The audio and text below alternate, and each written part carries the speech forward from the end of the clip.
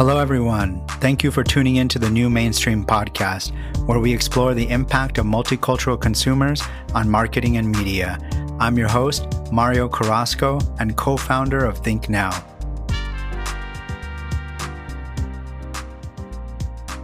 Excited to introduce our guest today, Mario Amaro, founder and CEO of Ease. Welcome, Mario. Hey, Mario. Really appreciate it. Thanks for having me. It's going to be weird saying Mario and Mario back and forth. This is the first time for me interviewing another Mario. Yeah, awesome, man. Well, excited to have you on. I know a little bit about, your backstory, but before we kind of dive into Ease and the issues that you're solving, let's talk a little bit about your journey. How did you come to found Ease? What's your background? Yeah, so I'm originally born out of Houston, Texas. So I'm fifth generation Texan. Family's been here forever. We could probably go back further than 5 generations, but that's really all we can track. We kind of lost track, of our family tree at that point. But yeah, I founded Ease, man, basically to solve my own problem as a Latino growing up in the Houston area. Unfortunately, I had to leave my community in order to access care. So, I never really understood that problem on why do Latinos not open up practices, or why don't Latino clinicians return to their communities and open up businesses? And so from there, that was always a problem that I knew existed, but didn't know how to solve or didn't know why it existed. And, going through the military, I spent 8 years active duty serving as what's called a flight doc. And pretty much what that means is that we take care of the people who operate aircraft or, maintenance the aircraft, fix the aircraft, keep the aircraft operational. We make sure those people are healthy so they can actually complete those flight missions. And so I traveled all throughout multiple different countries, taking care of them, making sure they were healthy. I loved it. I tell everyone, literally, it was my job to have a backpack and a computer, and I would get on the back of a helicopter, airplane, or whatever it was. And I would go from country to country just to make sure those people were always healthy and, mission first. Were you trained in the military, or did you have some background, or like how did that work? Like, I'm like curious, like how do you become a flight doc? Yeah, so there's different variations, right? So you can 100% go through a civilian school, like medical school, and then go into the military, which is called PGY-1, if you're a physician, right? And so, or you can go through the enlisted side and you get specialized training that, depends on what skill and scope that you're able to get. It could very much function like a physician assistant in the civilian world, that you're doing a similar type of role in military. And so that's kind of, I would say, was equivalent to my scope. I would go from different countries and usually be by myself. There was never anyone else with me. And so it was up to me in order to kind of provide that care to them. Awesome. And how did like that experience, coupled with the issues in Houston, like how did that come together? Your flight doc experience, traveling country by yourself, and then your experience growing up, like how did that come together? Yeah, so after getting out of the military, my worlds collided, right? And where it was me now discovering why clinicians weren't able to start their own practices or open up their own businesses, how strong the hospital system was when it came to keeping us employed. So a lot of times clinicians get stuck. Most of the time people don't really understand this. Majority, Black and Latino clinicians have the highest debt. They typically have to go to, more schooling than others in order to become a clinician, because it's like low grades. They take, different, longer paths in order to actually get accepted, And so because of that, they get stuck, what's referred to as the golden handcuffs, meaning that you will get an employee job and you would kind of like stay there. And then now you may have wanted to go back into your community, but now you're like looking for tenure and, you're trying to get like a kind of academia type position there, whether, it's more of a job where you can be respected for all the hard work that you've done, right? And obviously paycheck security is a big point. So this is really what stemmed the concept of starting your own practice. I started to learn more now that I was on the civilian side of it, of how difficult it was and how many people who look like me didn't actually have the education or the funds or even the technology in order to make that, kind of dream a reality for them. And so that's kind of where Ease came about. And so like when I think about private practice, my assumption is that you're making more money than working for a hospital. Is that not necessarily the case? Yeah, I would say 100% no, that's not the case. I think early on, you're definitely going to make more money going to the hospital. That's just reality because you're not having to do a lot of the different things in order to set up a business, right? And so we all know as business owners, most of the time, you're not having immediate cash flow positive, at day zero or day one, and but that's kind of like what the hospital systems pitch to the clinicians is like, Mm, you don't have to do any of this, you can start making money immediately, but they're not telling you the real story. You're going to work your butt off. You're going to work constantly. You're not going to have any time for anyone else or anybody else. You're never going to have the ability to form relationships with your patients because now they're telling you what to do and how to be able to treat your patients. And so literally rips every passion that you had for healthcare slowly away from you over time. And so that's kind of like the reality of private practice versus hospital system. And so I think one of the things I find most fascinating about your business model is kind of the intention behind it. Like Connect for us, like, your experience in Houston, and then, there's experiences here in Los Angeles, other big metropolitan areas where typically community of color has to have to travel for care.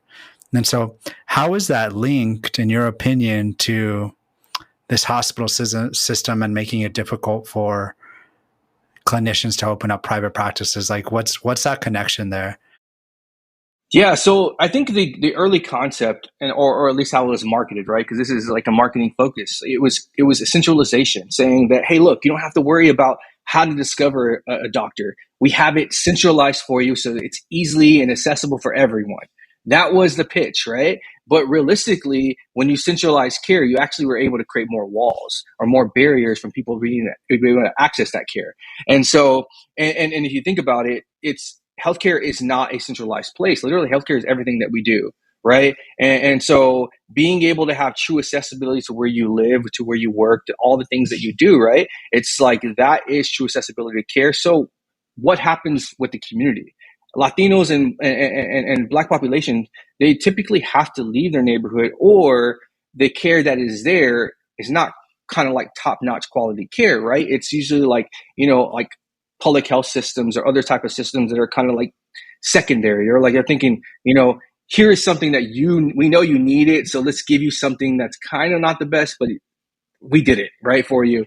And so the concept of private practice is about, look, there are people who come from your community, no doubt, that become clinicians, right? And so how can we get them back into the community to be able to provide that equitable care to you, so that way, you as a patient are able to receive the care from someone who understands your culture, understands your language, understands the needs of the community, but then at the same time, that clinician's able to maintain that passion, make some money, obviously, because this is a business. And so they're able to generate, a good, profitable, sustainable business. And then also feel reconnected to their community that they came from.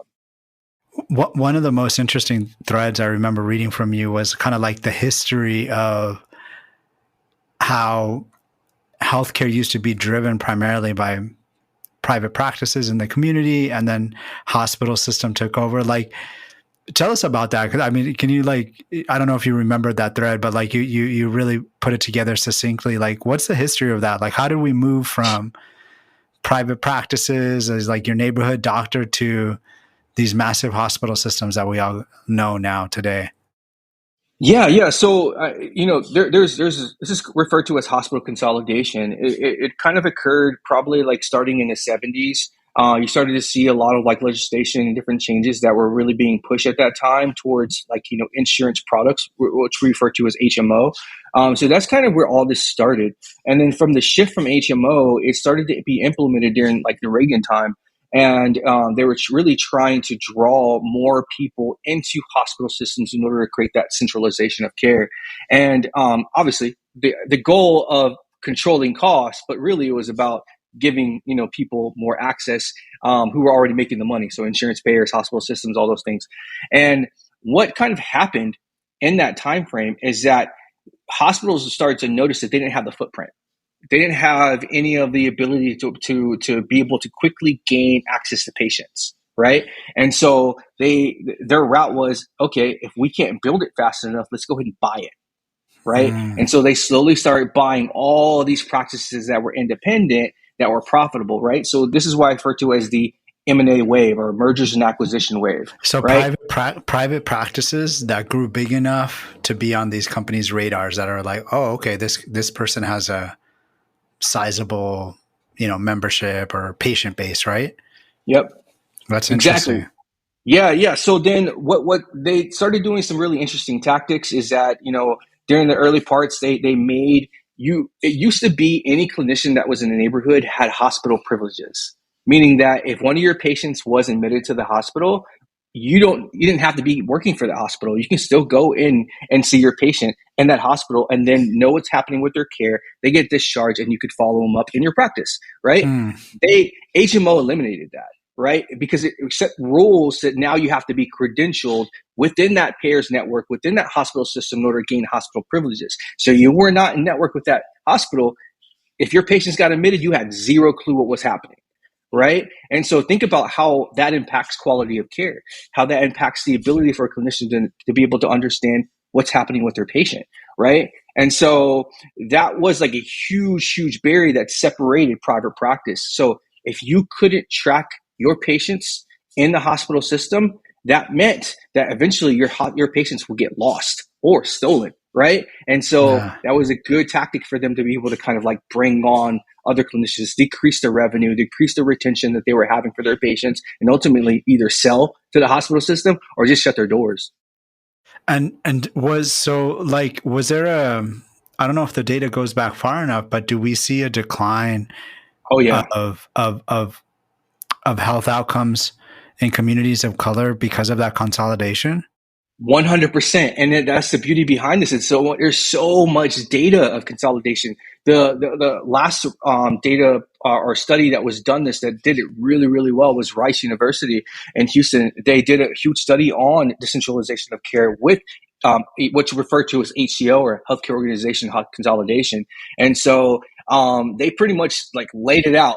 This does not improve health outcomes. This is actually detrimental to certain demographics of patients, right? And then overall, it's actually increasing healthcare GDP, right? So it's driving up costs because there's no longer any ability for market, like free market opportunities, other businesses to be able to coexist in order to provide more value to the patient so they can decide, who do I choose for my care?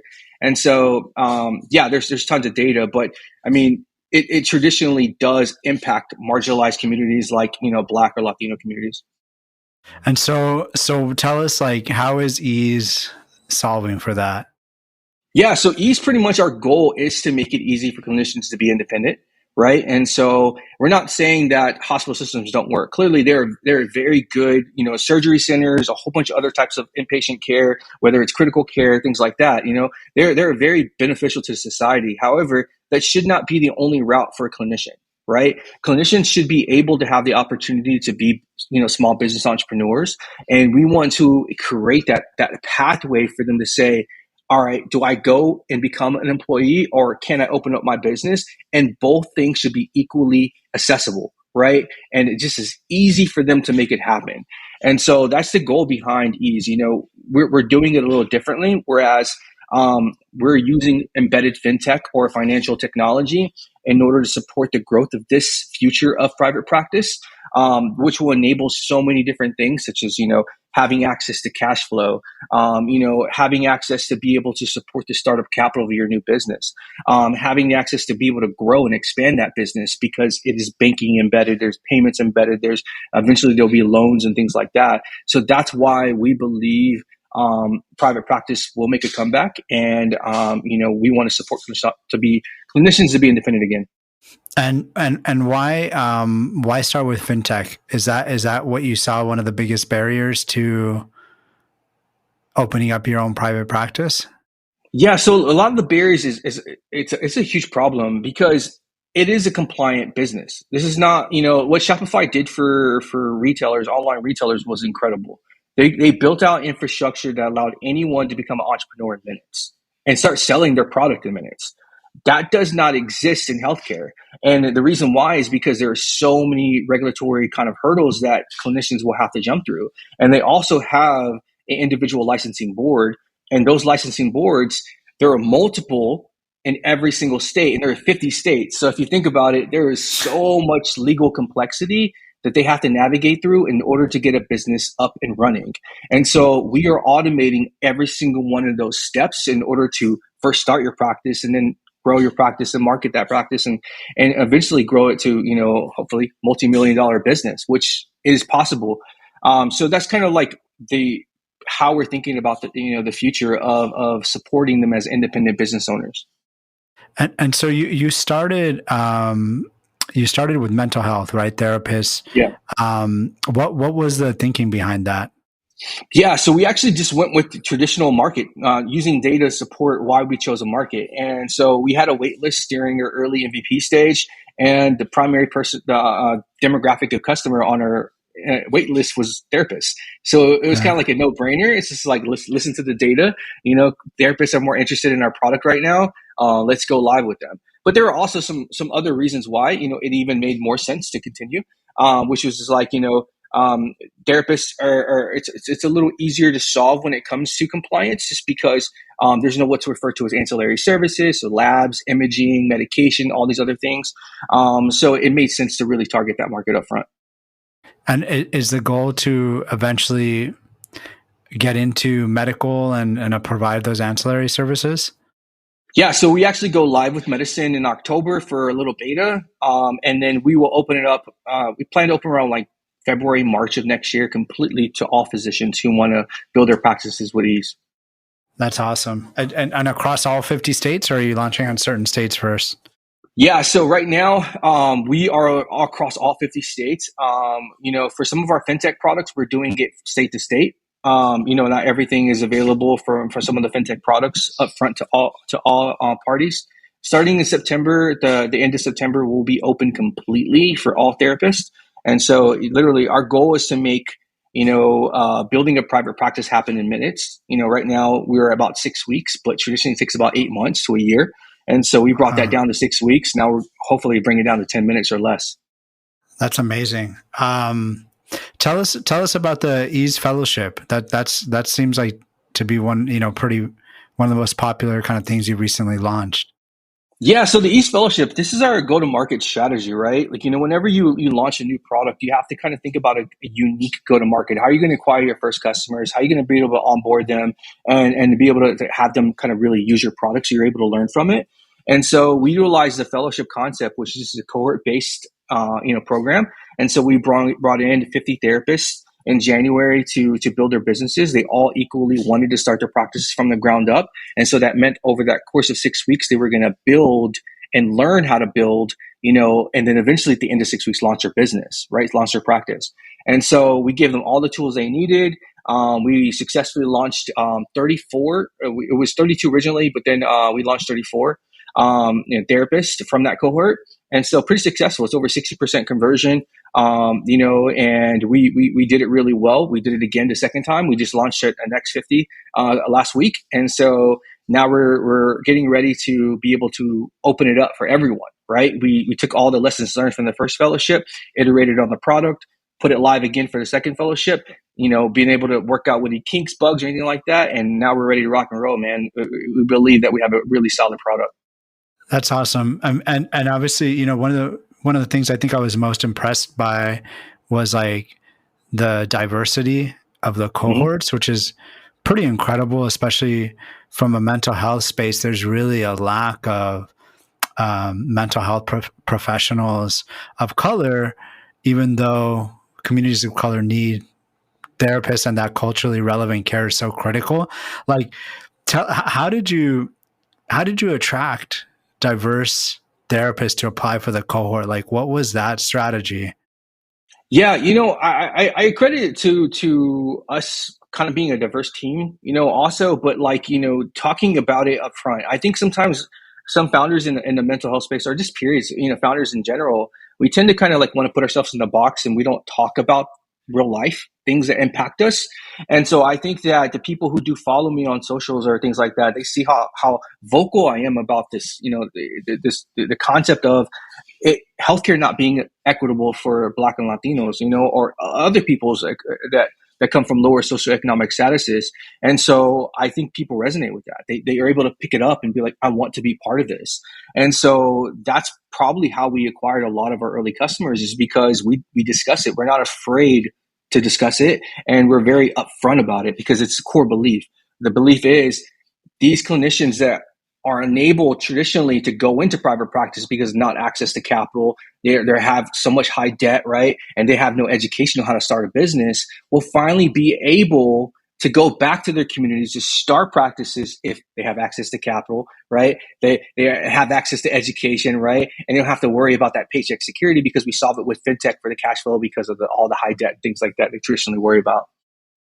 Yeah, what I love about that, I mean, I think it's like, it's interesting, right? We work, I think you represent a new wave of startups that are embracing diversity and inclusion at the core. And what's great about it is like you go to your website and it's not saying this is for diverse therapists, this is for diverse medical professionals. Your ease is just talking about being able to set up a private practice quickly. But I think a learning in what you're saying is like the diverse team, number one, right? Like we talk about that with clients. Like we work in the opposite spectrum, right? We're working with Fortune 1000s, traditionally not diverse founders, not diverse teams.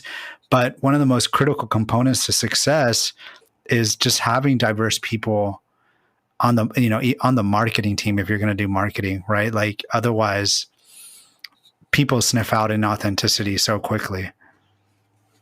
Yeah, it's definitely, it happens often in the healthcare community. It's startups, they'll pretty much, put different, minority images and stock images of people on their website, and their team is completely doesn't look like that at all, Yeah. and then they'll praise themselves. They'll praise themselves about how, inclusive they are and things like that, right? But none of them look like that. So it's just like, to me, it's very clear to show the intent behind it, right? They lack the diversity internally, so they're having to showcase that. Or it's also disingenuous because they're using it as a marketing ploy. They're using it as a tool in order to kind of capture that particular audience while having no understanding of that audience at all, because they are not it. For sure. Yeah. And I mean, and that's, yeah, I mean, like, so, one of the companies that we work with, and I praise them a lot because they do good work, and most of the people in multicultural marketing know that, is Target. Target, obviously not the medical space, but a retailer that does multicultural marketing well. And I remember talking to someone in their insights team about that. And he told me that something that really changed the way that I thought about diversity and inclusion, because diversity, inclusion, and marketing get lumped together when in fact they're two very separate things. However, the way that Target talked about it, he brought it together in the sense, he was like, look, the way that Target thinks about it is like, we have stores in all these communities that we want to reach, all these diverse communities we want to reach. And instead of us trying to market to these people like we don't know them, the people that work in our retail stores are the multicultural people we want to reach. And so they marry their diversity and inclusion in marketing by making sure they're making them happy as Target employees on the store level, but also listening to them, like, and getting their feedback, because they're reaching back out to those same communities and trying to sell them products. And I think that's just like a really good representation, right, of how companies that maybe don't necessarily have diverse team can listen to diverse communities without just, like you said, putting up pictures of diverse people on their website, right? Yeah, it's a checklist now. It literally is a checklist that they go by, right? And it's Yeah. kind of like, how some people created a checklist for like accessibility. Now there's like a checklist for like diversity.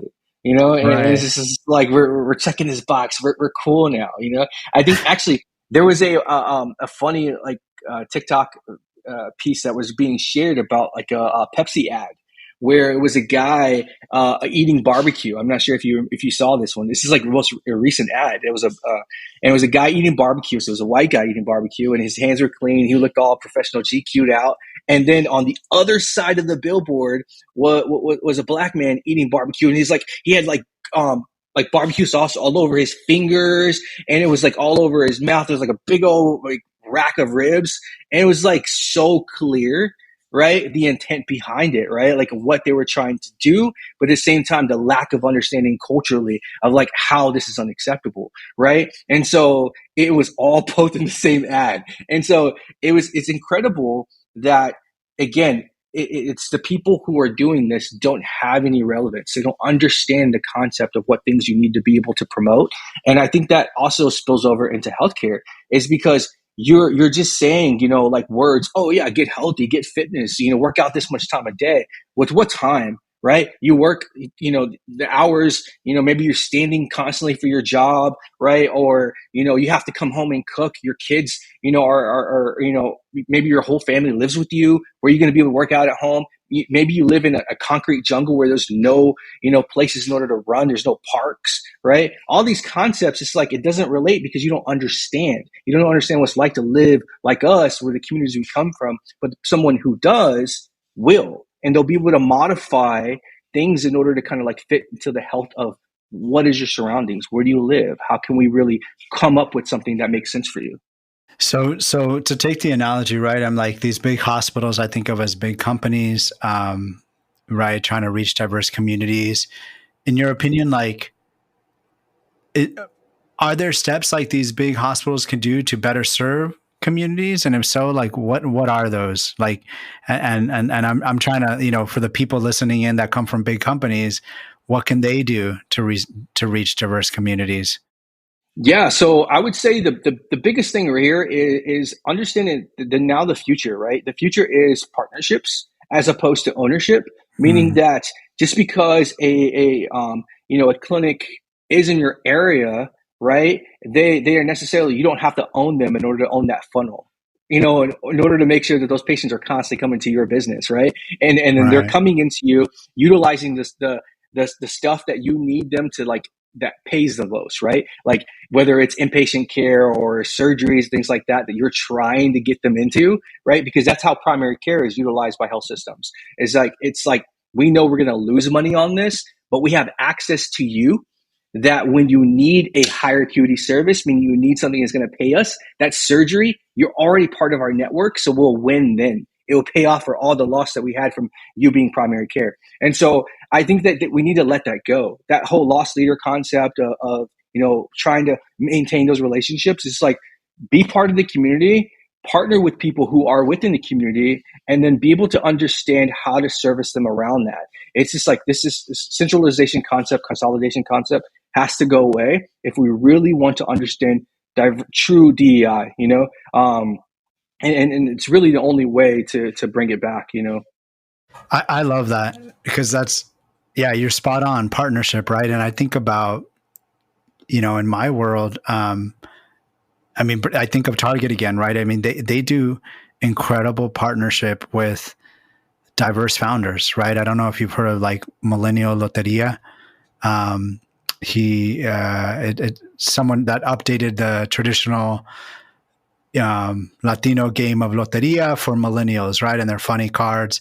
I was an early supporter like 3-4 years ago, but now the founder, I forget his name, but he's in all the Target stores, right? Like they partnered with him.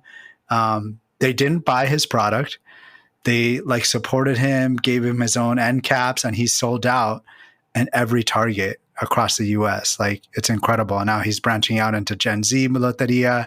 Um, but you're right. Like partnering with people in the community that have cultural cachet is so important. And I think it works in the hospital setting and it extends out into corporate America, right? Where you don't necessarily have to own it.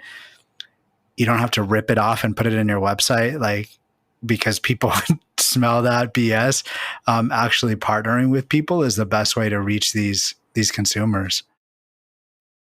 Yeah, 100%. And they do partner. Hospital systems, they know this. They have some brilliant people in the marketing departments and things like that that understand these things, but they're partnering with other big brands, right? They're Mm, partnering with like other big employers in the system, right? Thinking like this is our way to market. This is our way to understand. But when you're partnering with other similar large enterprises who are also disconnected from PEI and are trying to figure it out themselves, it's not going to work. You have to partner with the small guys, the small units, the ones that are grinding it out in the streets, that have that better connection with the community in order to really understand the needs of the community. And this applies all over the place, whether you're selling a consumer product or you're selling, software, whatever it is, right? Like it's all the similar concept. People are boots on the ground. And if you have a whole bunch of steps between you and that person that's boots on the ground, you're never going to learn what the ground needs for the people that live on that ground.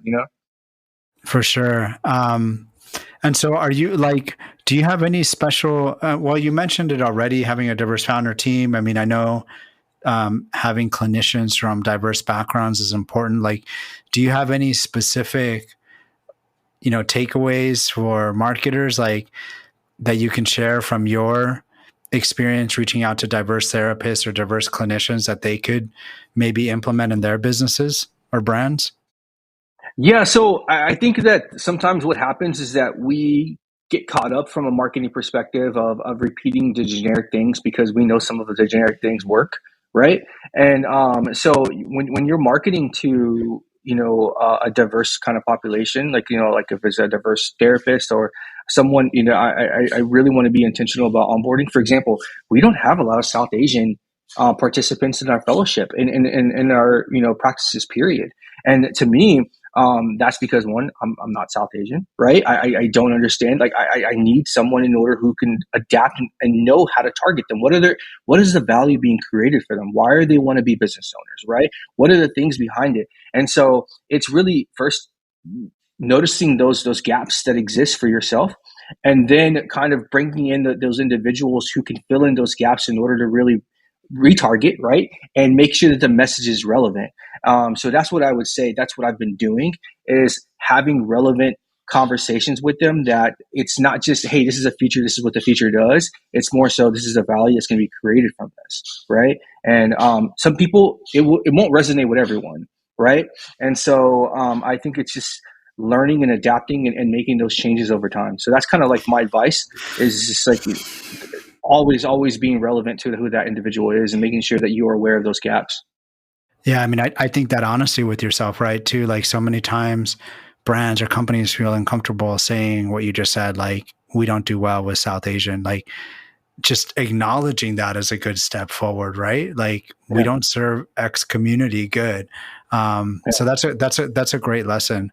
Um, so believe it or not, we're almost coming up on our time here. What's next for Ease? I know you mentioned rolling it out to clinicians. Anything you want to share here about what's next, what's in store? Yeah, so what's in store is that we're completely like switching our messaging about what we do. Early on, we've been going in through stages of like, this is kind of how we've been building Ease. So starting at the end of September, we're going to start talking about like what exactly is a centralized service of Ease. So that is, we are becoming the only corporate card that's made for private practices. And so the concept of a corporate card has been really kind of like welcomed in the startup community because we've seen the growth of it, like with companies like Brex, Divvy, Ramp, but it hasn't been really brought to effect or, brought to the world of healthcare. And so that is something that we're going to be going live with. I believe this is going to help so many Black and Latino clinicians who traditionally didn't have accessibility to cash flow, the accessibility to startup capital in order to get access to starting their own practice. And so this is really going to change the way we as people of color really go after starting their own businesses. And so we're excited about becoming that corporate card for private practices that finally gets more people to start private practices. That's amazing. Yeah, I mean, and I think across the board, I think it's great you did your research and you understood what the gap was, because like we've done work, for example, with Facebook among diverse small business owners, people that have small businesses that they launch almost completely on Facebook. The number one hurdle was cash, banking. And what was really cool, the research we did with them let Facebook to start a banking division where you can now go onto Facebook, and if you're a small retailer, just bank right there. So it's great that you're solving that for the healthcare space. Exactly. And it's the same thing, the same exact thing. You ask anybody, Black or Latino, or really anyone from a lower socioeconomic status, and you're saying, hey, why don't you start a business? First thing they're going to say, with what money? The second thing they're going to say, with how? Like, how am I going to know how to do this, right? And so, like, education and access to capital are two core things that apply for all small business owners. And for some reason, people think just because they're clinicians and they're educated that they don't have those same problems. No, they do. And so you have to be able to solve it immediately at day zero. Yeah. And sometimes it's a bigger problem, right? Because of how much debt they've accumulated. 100%. That's why they go to the hospital system, because that paycheck security, they have so much debt that kicks on as soon as you're done with training, and you got to start paying that, but you have no cash. What's going to happen? You know what I mean? You're going to further hurt yourself. Yeah. Awesome. Well, thanks for coming on, Mario. It's really cool to learn more about Ease. If people want to learn more about Ease, follow you, what's the best way to follow you on social? Yeah. So we're at Ease Practice on all social. So it doesn't matter if you're on LinkedIn, Twitter, Instagram, even Facebook. We're Ease Practice across the board. So at Ease Practice. If you want to go to our website to learn more, it's at easepractice.com. So easepractice.com is our website. And if you want to follow me and kind of hear my healthcare rants, you can follow me at Mario ATX_MD. But yeah, I appreciate you having me on the show, Mario. Awesome. Thanks for coming on, Mario. Thanks everybody for listening. Thanks to everyone listening in. To get more multicultural insights, check us out at thinknow.com and follow us on social media. You can also subscribe to this podcast on your favorite platform. Final thank you to our producer, Lucas Martinez, who created our intro music and makes our podcast sound great. To email him, reach out to martinez.lucas.a@gmail.com.